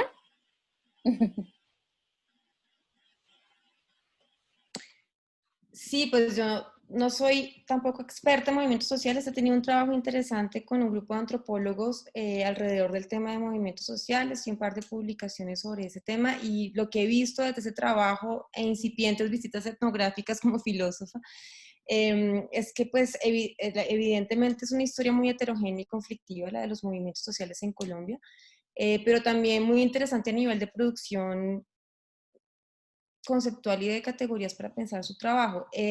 También con formas eficaces de organización institucional, algunas que han sido cooptadas, algunas que se han desmantelado, porque realmente organizar un movimiento social igualitario en Colombia es muy complicado, porque pues no solamente hay que contar con las condiciones de precarización y no solamente hay que contar con todas las políticas antimovimientos sociales de los gobiernos en Colombia, particularmente de este, pero ya antes siempre había el estigma de que el movimiento social era insurgencia y eso estigmatizaba muchísimo el movimiento social y hacía recaer una persecución política y militar y también paramilitar sobre estos, sino que además tienen que lidiar ahora con estructuras ilegales del narcotráfico, porque muchos de ellos están en corredores de droga y etcétera. Por un lado se encuentra eso. Entonces es gente que realmente ha desarrollado una capacidad de aguante y resistencia brutal. Yo no sé cómo están operando muchos de ellos. Yo viajaba y he tenido contacto con movimientos en el norte del Cauca. Es una zona que está muy difícil. Mis amigos antropólogos que trabajaban más allí no han podido volver porque está realmente difícil volver a ese tipo de regiones. Lo que yo veo es que el movimiento que se generó en el paro no logra articular muy bien el descontento de las ciudades, el descontento del estudiantado con esos movimientos más campesinos e indígenas, pese a que la Guardia Indígena vino, algunas de esas movilizaciones. En todo caso, siento que faltó esa articulación. No puedo decir cómo se dará, no es el tipo de trabajo crítico que yo hago, decir cómo se puede dar como un horizonte de articulación entre esos sectores, pero creo que es importante que se pudiera dar. Evidentemente, la reclusión en la que estamos con la cuarentena y el hecho que se pueda prolongar un año e incluso más, pues evidentemente trae muchos problemas para pensar cómo articular y cómo seguir con la organización de los movimientos de protesta y del movimiento social. Pues creo que hay que ir encontrando las formas de reinventarse porque estamos apenas empezando la cuarentena y como que hemos vivido mucho la cuarentena, por lo menos yo, en el modo de es provisional, quién sabe, no durará más de mitad de año, ya estaremos fuera en las calles en agosto, cuando ya te empiezan a decir, no, es posible que se prolongue hasta noviembre y ahora empiezan a decir, quizás tendremos acordeones y cuarentenas programadas durante otro año más, ahí el chip tiene que empezar a decir, bueno, ¿cómo vamos a cambiar las formas de relación? Porque uno puede programar cambios de formas de relación a corto plazo, pero ya pensando que se va a extender más a mediano plazo, creo que pues exige una reconsideración de cómo pensar esas relaciones de una manera virtual y no necesariamente corporal, y habrá que inventarse eso. Yo creo que pues siempre este tipo de situaciones que son momentos de dificultad también traen consigo la necesidad de ser muy creativos y pues no tengo la fórmula, pero creo que si va a durar tanto, habrá que encontrar las maneras de desplegar formas de relación en la virtualidad que permitan articular cosas entre los actores sociales. Gracias, Laura. Sí, estaba pensando un poco en lo común que tú hablaste también, ¿no? Un poco como en este tema de qué es lo común, la solidaridad, ¿no? Que comienzan otra vez como a nacer dentro del discurso, pero también hay como... Les digo algo sobre eso. Digamos, yo creo que pues, lo común no necesariamente es solo solidaridad o no necesariamente es solo algo ya programado como común, sino que lo común justamente se tiene que reinventar. Entonces, bueno, ¿cómo repensamos un escenario de articulación común ahora en estas circunstancias? Eso es algo que tiene que ser creado, porque no necesariamente lo común está ya dado y está ya determinado, aunque puede contar siempre con núcleos y con nudos que ya están dados y que ya están producidos. Entonces creo que se puede construir escenarios de construcción de lo común, ¿por qué no? Ok, gracias Laura. Alexander, Luciana.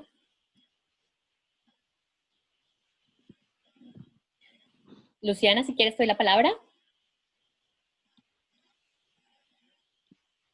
Ok, sí, la verdad que no sé si tengo mucho para decir. Se me ocurren dos cuestiones. Es una pedantería, digamos, pero me parece importante recordarlo, ¿no? Porque nos permite tener una perspectiva más amplia. Es decir, el término movimientos sociales es un término que surge, sobre todo en el ámbito, Alexander lo sabrá más que yo, en el ámbito de la sociología, en los años 90, cuando la avanzada de los estados neoliberales era brutal en América Latina. Y empieza todo un campo de estudios de los movimientos sociales, y sociólogo de los movimientos sociales, politólogo de los movimientos sociales, filósofo de los movimientos sociales, etc. Entonces es como una marca muy de época, ¿no? Entonces se cree, en algunos casos se puede pensar la articulación entre movimientos sociales con el Estado, en otras cosas se cree que el movimiento social es el lugar de la emancipación y puede ir más allá del Estado, etc. Pero a mí me gusta dar un paso más humilde e ir un poquito más atrás. Y movimiento social es el nombre que en los años 90 le damos a algo que es propio de la historia de la humanidad, que es la organización social, la organización de base. Y eso es algo que hemos hecho históricamente desde, digamos, antes de la invención del cristianismo. Siempre nos hemos organizado, sobre todo cuando nos empiezan a matar de hambre, sobre todo después de fenómenos, digamos, que revierten las relaciones tal y como se estaban dando. Entonces, yo en ese sentido no soy la líder de una organización social ni de un movimiento social, entonces no sé qué está haciendo. Invito a que ustedes como grupo quizás hagan una sesión en la que inviten a lideresas, a líderes de lo que hoy se llama movimientos sociales, para ver qué es lo que ellos están haciendo y dar a conocer globalmente cómo se están organizando en Colombia. Creo que es súper importante, hay un montón de voces que todos conocemos que están haciendo cosas muy interesantes y por eso las están matando, si no, no las matarían, si no fueran peligro no los matarían. En Colombia uno se da cuenta cuando uno se vuelve un peligro, cuando los empiezan a matar o los empiezan a perseguir. Entonces, si en Colombia a lo que se deben llamar los movimientos sociales los están matando, porque quiere decir que algo muy bueno están haciendo. Y estaría bueno que ellos lo pongan en palabras con ustedes. Me parece que eso es sumamente pertinente para pensar. Y en segundo, y ellos son los que pueden imaginar acciones a futuro. Es una lástima, digamos, que la organización social de los profesores universitarios se haya desintegrado en Colombia, o esté con respirador artificial justamente por la persecución que sufren. Hace poco intentaron matar a una profesora en Antioquia que expresa un montón de organizaciones de base. Pero si lográramos al menos tímidamente ir reconfigurando la idea de que los profesores universitarios son organización social, creo que desde ese colectivo de pertenencia podríamos hacer nosotros muchos aportes y articularnos con otras organizaciones sociales, porque nosotros también podemos ser el movimiento social. El movimiento social no es algo que uno va como observador a investigar fuera, sino que es algo de lo que todos podemos ser parte. Entonces nada, invito a eso, a que nos animemos a refortalecer el imaginario de la docencia universitaria como organización social de base para lo que se viene, que va a ser muy difícil en Colombia y en el mundo en general. Ok, gracias Luciana. Si lo estaba mirando un poco también, es por las transformaciones que hablabas de género, de clase y de naturaleza, ¿no? Y cómo pues también desde las organizaciones, digamos que el movimiento social es una forma, digamos, sociológica de denominar esa organización social, pero también como la forma en la cual se puede potencializar las transformaciones y si de pronto hay como un catalizador político que pueda tomar estas necesidades y estas peticiones para poder potencializar estas transformaciones, ¿no? Lo pienso también de esa manera. No sé y me lo cuestiono en el momento actual colombiano y de pronto también acá en Estados Unidos o en otros lugares del mundo, ¿no? Bueno, gracias. Alexander, también, si quieres. Sí, yo he estado llamando a algunas regiones y preguntando cómo los consejos comunitarios del Pacífico y algunas organizaciones indígenas están afrontando la crisis, porque esta es una prueba ácida para todos los actores sociales, y dependiendo de lo que pase en esto, muchas de las cosas que venían pasando se pueden potenciar o se pueden ir a la basura, literalmente, o sea, se pueden perder los acumulados. De ese tamaño es una crisis, porque es una crisis planetaria, es una crisis de proyecto económico, de proyecto de sociedad. Y me sorprendió mucho porque, por ejemplo, los consejos comunitarios de las organizaciones afrodescendientes se están volviendo en los canalizadores de gran parte de las ayudas, entre comillas ayudas, pero están ayudando en el tema del cuidado de una manera muy interesante. Entonces creo que ahí, digamos, lo que ellos van a poder estar haciendo en términos, digamos, de canalizar los recursos, identificar cuáles son los casos problemáticos en términos de salud, identificar cuáles son los casos de mayor vulnerabilidad en términos de edad, en términos de soledad, etcétera, les puede generar un mayor nivel de legitimidad. Entonces, quizás los repertorios de acción, hablando en términos muy sociológicos de los movimientos sociales, los repertorios de acción en este momento cambian. Y yo por eso he insistido mucho en lo que planteaba Luciana del cuidado. Es decir, el movimiento social pues no va a poder salir a protestar masivamente, no hay que descartarlo, pueden haber estallidos sociales, si los subsidios no llegan, si no se dan planteamientos, sería absolutamente obvio y natural que hayan estallidos sociales, pero en caso de que no sean los estallidos sociales o no sean de alta dimensión, pues uno de los repertorios es el movimiento social como cuidador, ¿no? Que es interesante. Los consejos comunitarios, como organización comunitaria, que empiezan a cumplir un papel de cuidador en zonas donde el Estado literalmente la única presencia que tiene es a través de la seguridad, de la securitización, pero ni siquiera seguridad, o la presencia militar del Estado. Igual están las comunidades indígenas del sur, sobre todo las de Nariño, que es con las que he podido hablar.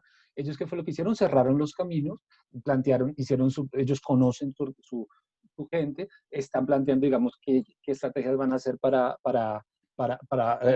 distribuir los cultivos. Plantearon que no se puede dejar de cultivar y que hay que ampliar el cultivo de las zonas comunes, etc. Entonces, esas cosas yo creo que nos van a plantear. En Bogotá, un caso interesante es que Claudia habilitó, la alcaldesa habilitó 2 líneas de trabajo.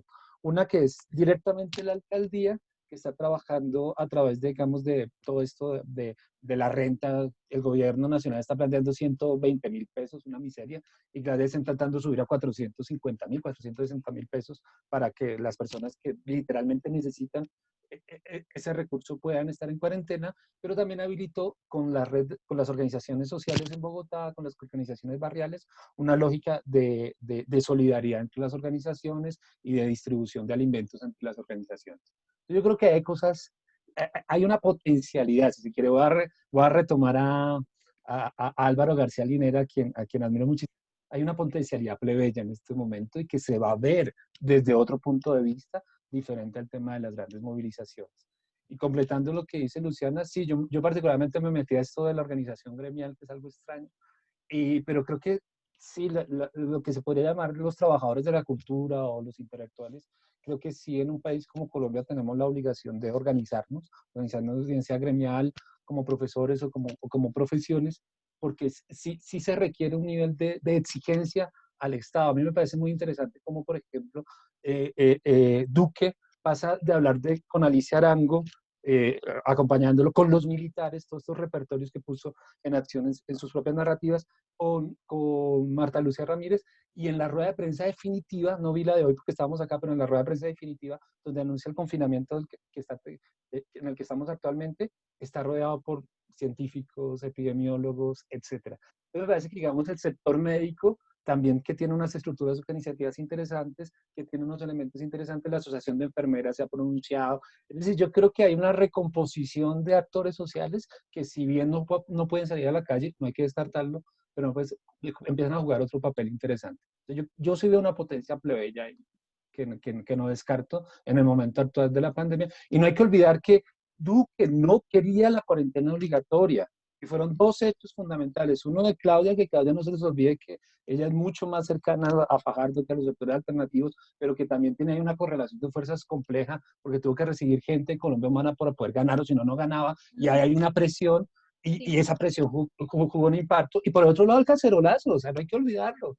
O sea, el cacerolazo fue bonito, todo, pero ¿qué pasaba si Duque no, y no jugando de futurología, sino de tendencias, si no encaraba la cuarentena? Se le iba al traste Sí, presión completamente. social. Exactamente. Entonces hay una potencia plebeya, retomando el término de Álvaro García Linera, que yo creo que hay que estar viéndola, pero pues también nos implica otro tipo de diálogos, porque son muchas acciones invisibles que no vamos a ver, porque pues es un momento de la acción colectiva más cercana. Que es eso.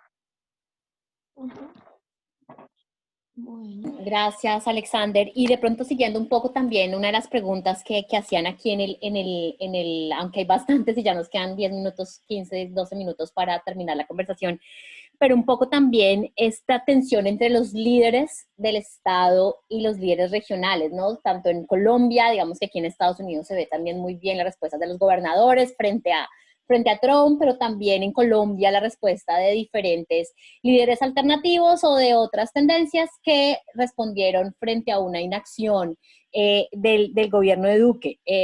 ¿Qué análisis podemos hacer frente a eso? ¿Qué podemos decir frente a lo que está sucediendo en esa tensión, ¿no? No sé quién quiere de pronto tomar la palabra al respecto.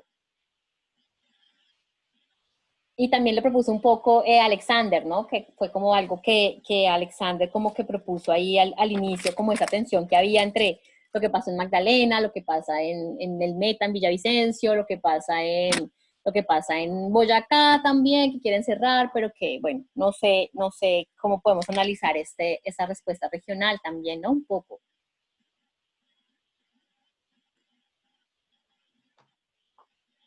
De pronto, Alexander, ¿quieres de pronto profundizar un poco ahí si quieres? No, a mí el caso más interesante es el de Claudia, ¿no? Que empezó acercándose mucho a Peñalosa a la alcaldía y que la crisis lo ha llevado a acercarse a tesis más cercanas a planteamientos de Colombia humana, más allá de la posición de Petro, que me parece que amerita otro debate en la actual coyuntura.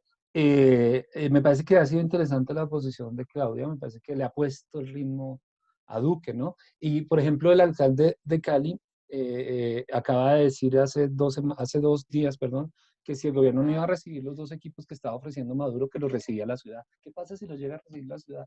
Yo no sé, no sé. Yo veo un enfrentamiento real. Tendríamos que pensar muy bien en esta reconfiguración del Estado y no se nos olvide lo que fueron las elecciones de octubre del año pasado, en esta reconfiguración que efectivamente sí hay una dualidad de poderes muy interesante en el país y que no estamos pudiendo ver solamente Claudia, Cali, Medellín no tanto, Medellín otra cosa, pero sobre todo Cali, Bogotá, un poco Boyacá y Magdalena, ¿no? Unas contralíneas muy interesantes, una lucha muy interesante, que yo no me atrevo a decir qué va a pasar. Por ahora le están poniendo la agenda a Duque, lo cual es interesante.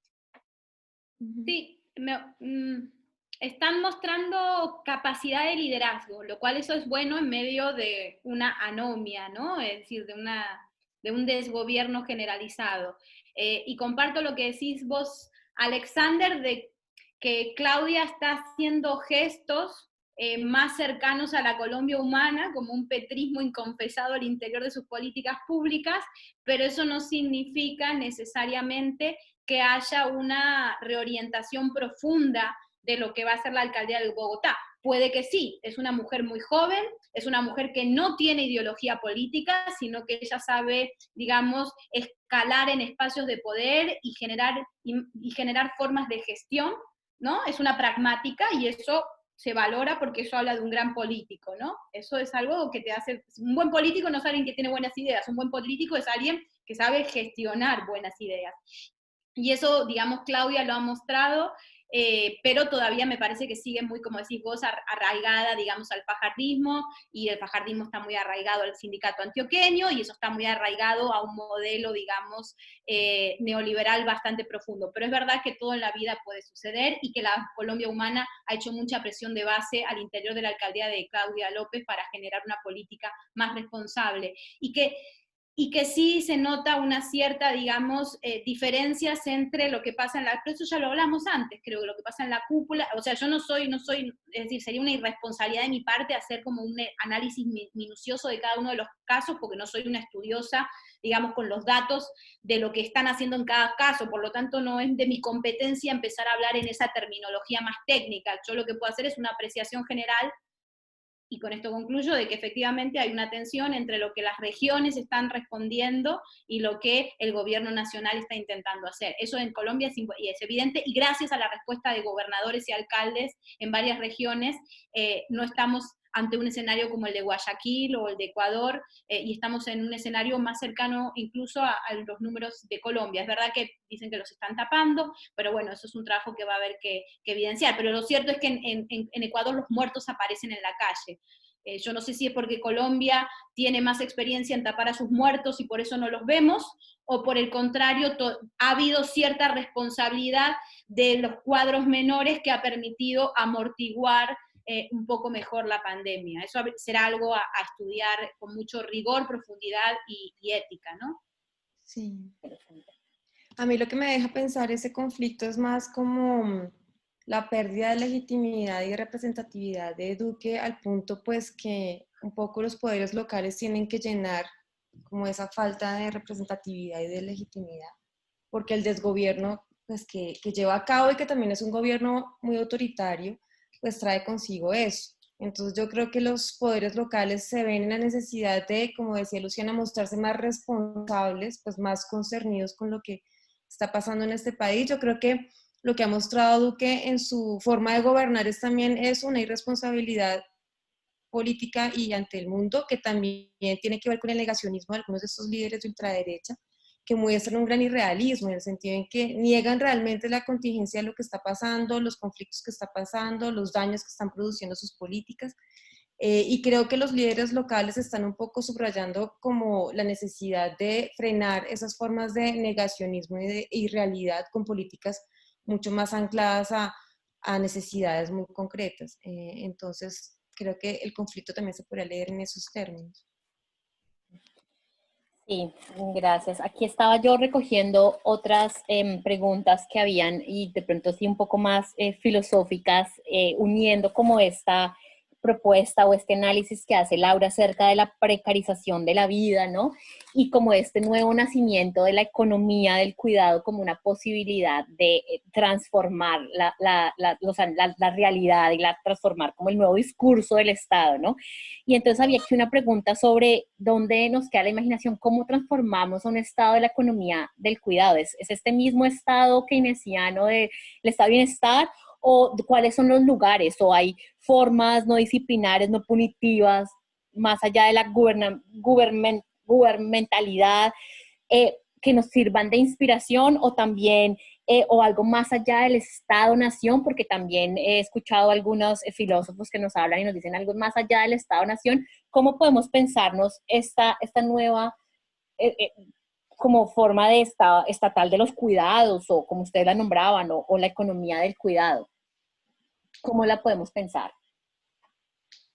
Que me parece algo muy interesante, ¿no? Que nace aquí, que me parece que se está como pues quienes estamos al frente, las mujeres, enfermeras, ¿no? Sí, entonces como que, no sé. Sí, bueno, nos quedan 5 minutos y es una pregunta muy gruesa. Yo puedo intentar decir algo y seguramente Luciana y, y los demás podrán completar lo que yo diga, y Alexander, pero digamos que yo creo que la economía del cuidado tiene que ver con algo que muchos han subrayado, y es como repensar la coexistencia misma y al sujeto mismo, porque creo que un presupuesto de la economía neoliberal que se ha puesto radicalmente en cuestión, que también muchos lo han dicho, es este sujeto autónomo, soberano, independiente, empresario de sí mismo, etc. Entonces creo que en primer lugar tiene que dislocar ese vocabulario y leer los derechos sociales, como lo mostró, por ejemplo, Judith Butler, como derechos que también permiten formas de cuidado del Estado hacia los ciudadanos y que permiten ratificar esas formas de codependencia.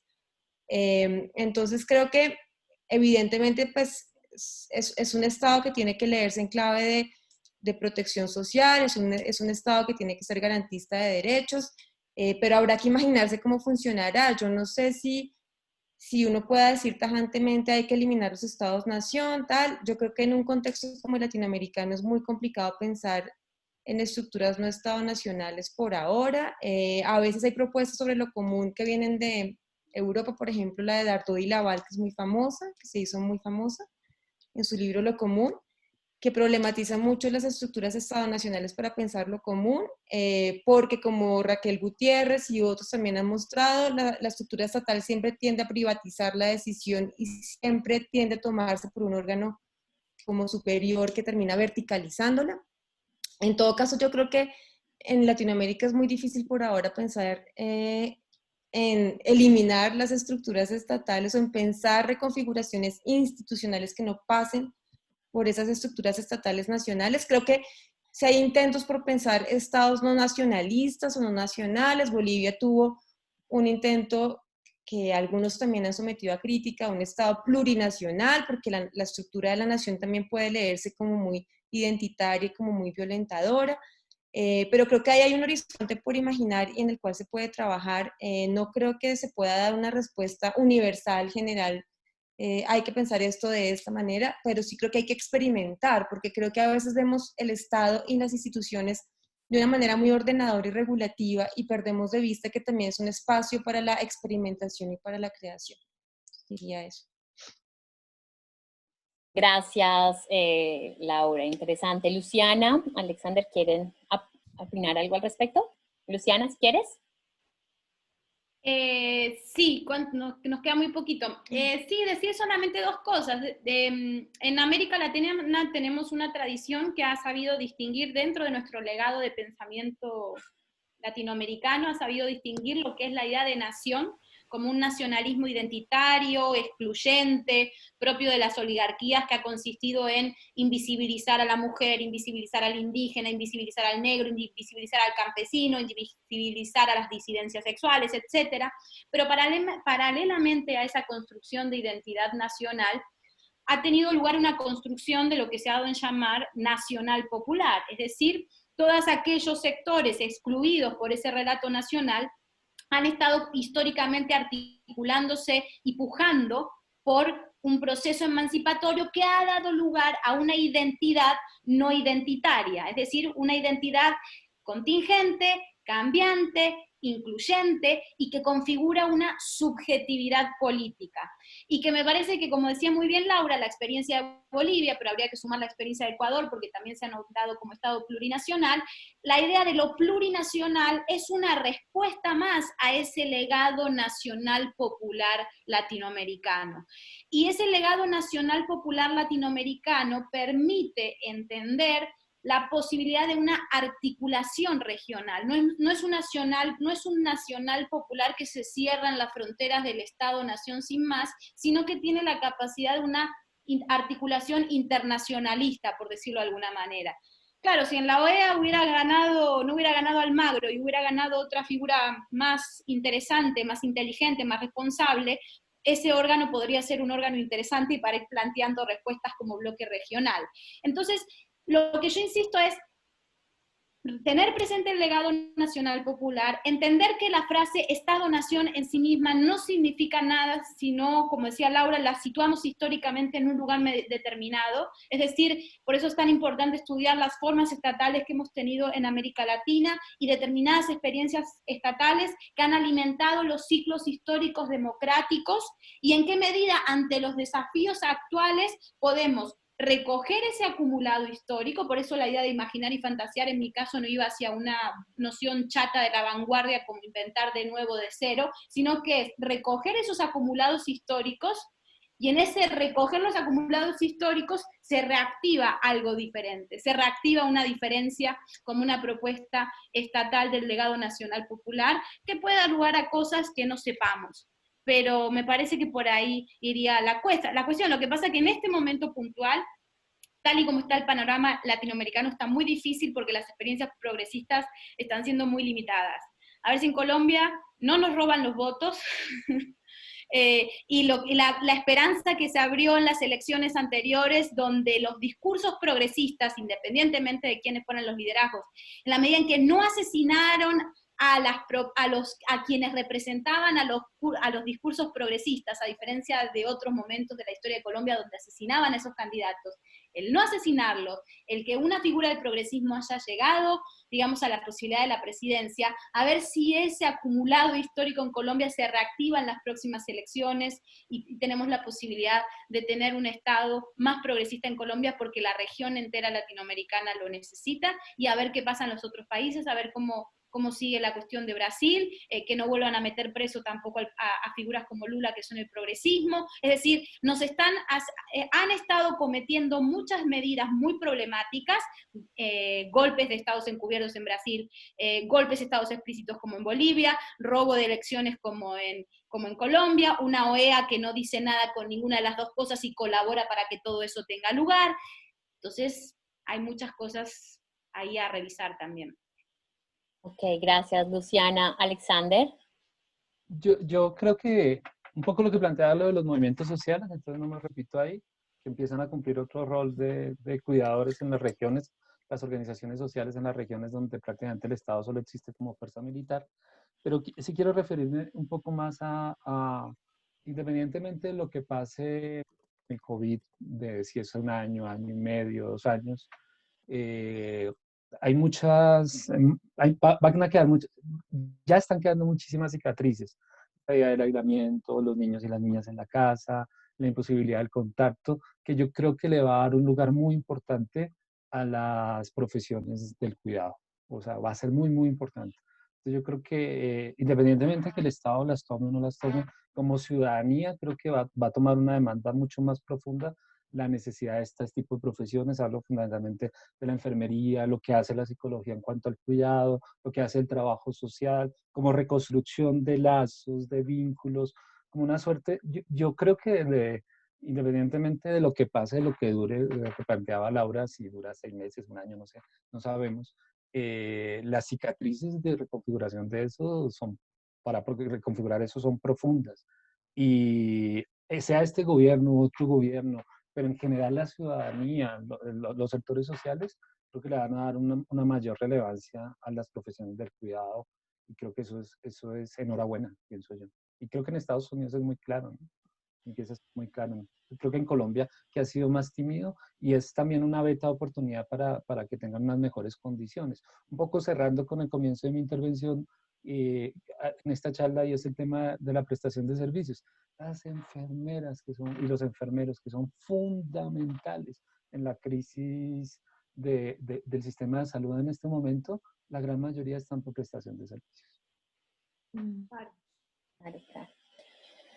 Bueno, pues yo les agradezco enormemente tanto a Alexander como a Luciana como a Laura, digamos que una visión desde la filosofía un poco más pragmática, desde la sociología, si queremos llamarlo de esa manera, pero nos dejan ahí como ideas como de qué hacemos y cómo nos pensamos este momento, y esto del cuidado, de la economía del cuidado me parece algo muy interesante, y sobre la precarización de la vida, más allá de lo laboral, y como las nuevas propuestas desde nuestra construcción histórica de lo nacional popular o movimientos alternativos, cómo nos sirve para pensar, y cómo esa labor que tenemos también como académicos o académica en construcción, podemos nosotros también empezar a pensar este momento en particular.